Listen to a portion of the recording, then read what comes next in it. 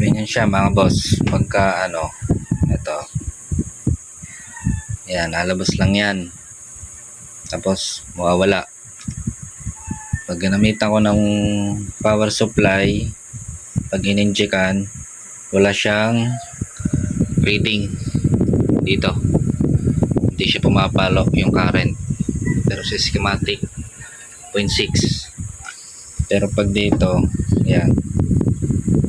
Ganyan lang siya ng ganyan. So kaya tama.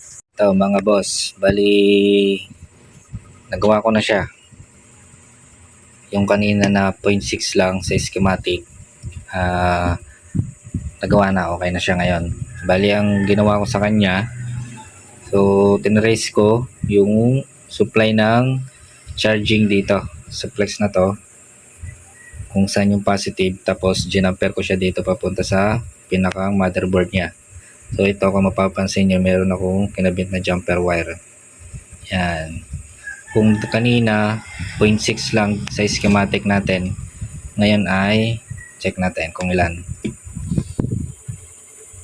Ayan o, 2.2 ampere na. Yan. Tapos charging na rin, okay na to. Okay na yung charging nito. Ayan o. Saan na ba yun?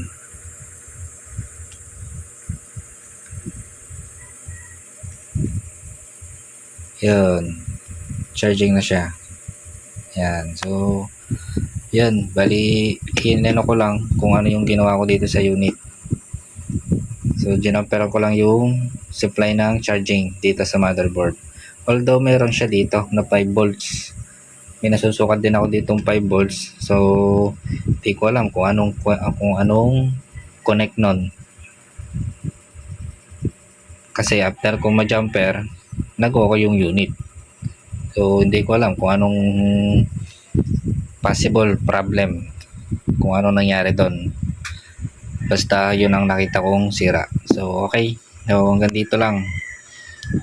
Yan, salamat sa panonood. Hanggang sa muli.